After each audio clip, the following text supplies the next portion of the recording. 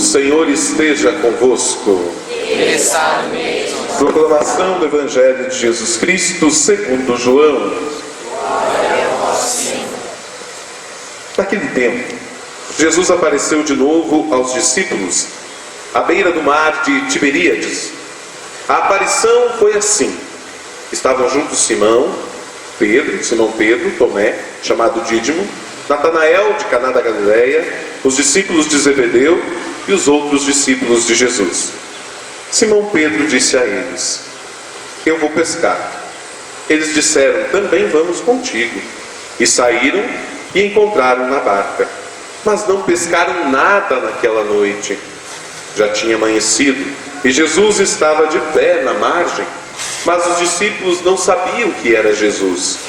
Então Jesus disse: moços, tendes alguma coisa para comer? Responderam: não. Jesus disse-lhes: lançai a rede à direita da barca e achareis. Lançaram, pois, a rede e não conseguiam puxá-la para fora, por causa da quantidade de peixes. Então o discípulo a quem Jesus amava disse a Pedro: é o Senhor. Simão Pedro, ouvindo dizer que era o Senhor, vestiu uma roupa, pois estava nu, e atirou-se ao mar. Os outros discípulos vieram com a barca, arrastando a rede com os peixes. Na verdade, não estavam longe da margem, mas somente a cerca de 100 metros. Logo que pisaram a terra, viram brasas acesas, com peixe em cima e pão. Jesus disse-lhes: trazei alguns dos peixes que apanhastes. Então Simão Pedro subiu ao barco e arrastou a rede para a terra. Estava cheia de 153 grandes peixes. E apesar de tantos peixes, a rede não se rompeu. Jesus disse-lhes: vinde comer. Nenhum dos discípulos se atrevia a perguntar quem era ele, pois sabiam que era o Senhor. Jesus aproximou-se, tomou o pão e distribuiu-o por eles, e fez a mesma coisa com o peixe. Esta foi a terceira vez que Jesus, ressuscitado dos mortos, apareceu aos discípulos. Palavra da salvação. Glória a vós, Senhor. Podemos sentar brevemente, né, filho? Nós sabemos o que nos aguarda, né? Aliás, se olhamos para as nuvens, aí até podemos imaginar. Bom, mas nós estamos vivendo este tempo chamado Oitava da Páscoa. O que significa Oitava da Páscoa? É que este domingo da Páscoa é uma festa tão grande, é uma alegria tão grande, que transborda um dia, apenas um dia. E é como se nós estendêssemos o domingo da Páscoa até o próximo domingo. Então poderíamos dizer um oitavo dia, ou um dia que se alonga por 8 dias. Por isso, oitava da Páscoa. Quando a alegria é tão grande, quando a fé é tão grande, nós não queremos que acabe. Quantos momentos você teve na tua vida que você não queria que acabasse mais? Aquela caixa de bombom que você ganhou agora na Páscoa, né? Aquele namoro, aquele beijo. Namoro é sério, mas os vizinhos não são, né? Nós queremos prolongar aquilo que amamos, os momentos, as situações. Assim também a liturgia da igreja quer alongar esta presença de Cristo, e por isso nós cantamos o Glória durante essa oitava da Páscoa. E que bom seria se a Páscoa fosse todo dia, e que bom se domingo fosse todo dia. E aí alguém já ficou feliz da vida, né? É verdade, se domingo fosse todo dia eu ia dormir até as 10, até as 11, que bom, né? Comer maionese todo dia, né? Mas não é nesse sentido que nós queremos que o domingo se prolongue, mas por vivermos essa experiência dos discípulos, de estarem na presença do Cristo ressuscitado. Às vezes o coração quer entristecer, às vezes a nossa fé quer esmorecer, como aconteceu com Pedro. O que Pedro estava fazendo? Deu saudade da vida passada. Ah, como era bom os tempos de balada. Ah, como era bom os tempos de festa, os tempos de narguile. Ah, como era bom os tempos do cigarrinho. Ah, como era bom. E quer voltar, né? Quer voltar lá atrás. E foi isso que Pedro fez: eu vou pescar. Vou pescar. E os outros, sempre tem, né? Ah, nós vamos juntos. Ainda mais Pedro, era a referência, era o chefe dos outros. Quero voltar passado, tempo que nós éramos pescadores, que não tinha nada desse negócio de Jesus, era tão bom, parece que era tão calmo. E volto para pescar, porque aquela mensagem de São Francisco que dizia, né? Depois que encontrei a paz, nunca mais tive paz. A vida que você tinha antes de Jesus, você nunca mais vai encontrar, porque é uma vida nova, mesmo que de repente agora você passe por dificuldades, por vontade de voltar lá atrás, é uma vida que não volta mais. Trabalhei durante 5 anos lá em Pinhão, e tive vários atendimentos, várias histórias, mas uma história em particular me chamou tanto a atenção.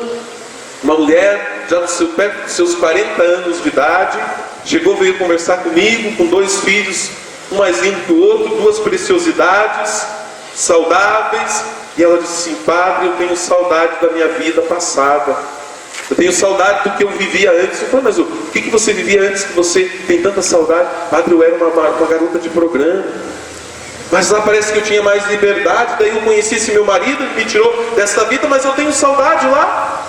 O pecado muitas vezes vai nos fazer sentir saudade do passado, das coisas lá de trás, das coisas que nós vivemos.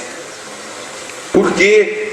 Porque a tentação é assim, o inimigo é assim, ele quer que nós, e não vou dizer que as coisas do mundo não são boas, são tentações, são coisas boas. O mundo apresenta aparência de algo bom, com aparência de coisas boas.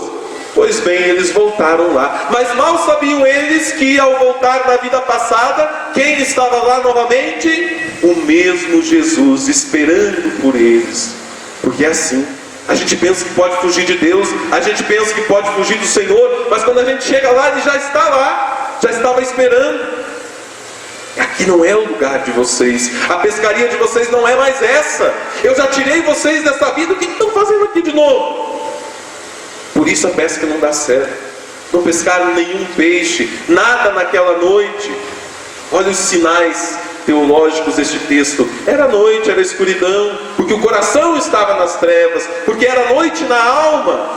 Nada pescaram. Mas pela manhã, quando encontro com o Senhor, e Jesus dá uma nova ordem: agora pesquem direito, pesquem novamente. Aí sim trouxeram as redes abarrotadas de peixes. E olha que coisa maravilhosa, quando eles chegaram na praia, Jesus já tinha até feito um churrasquinho para eles. Tinha uma brasa com um peixe lá esperando. Jesus é presença real. Ele quer estar presente no nosso cotidiano, no nosso dia a dia, sejam nas nossas refeições, sejam nas nossas pescarias, seja no nosso trabalho, seja no nosso dia a dia. Jesus quer estar conosco dia após dia. Jesus quer estar conosco no nosso cotidiano. E aí eles se deram conta: não dá mais, não tem como. A nossa vida agora é com Jesus. Essa vida passada já era, não tem como. Agora todo o meu instante, todo o meu respirar, o pulsar do meu coração, toda a minha vida será para o Senhor. Porque onde eu estiver, por mais que eu não queira, Ele vai estar lá. Ele quer estar comigo, Ele quer permanecer comigo. Olha que alegria. Mesmo nos dias que você chega fulo da vida na casa, você não quer saber de nada, não quer saber de ninguém, Jesus está lá do lado. Jesus está lá com você, só esperando você se acalmar. Você está gritando, batendo corte, chutando todo mundo, e aí Jesus dá e diz: calmou? Podemos conversar agora? Está tudo sossegado? Ele não nos abandona, Ele quer permanecer conosco, quer estar conosco. Não é à toa que Deus se chama Emanuel, quer permanecer, quer estar com a gente. Não é um Deus distante, é um Deus próximo, e está mais próximo do que você imagina. Santo Agostinho que o diga: quanto eu procurei, tão longe procurei, e estava dentro de mim. Deus está dentro de nós, está conosco, não nos abandona, não nos deixa sozinho, permanece sempre conosco. E aqui hoje está presente de tantas formas, a liturgia vai nos ensinar. Ele está presente aqui hoje, na assembleia que se reúne. Então dá uma olhada quem está do teu lado e veja aí, não parece, mas é Jesus.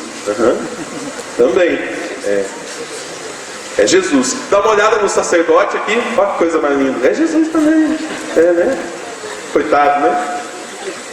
está presente, daqui a pouquinho vai estar presente na Eucaristia, está presente na palavra.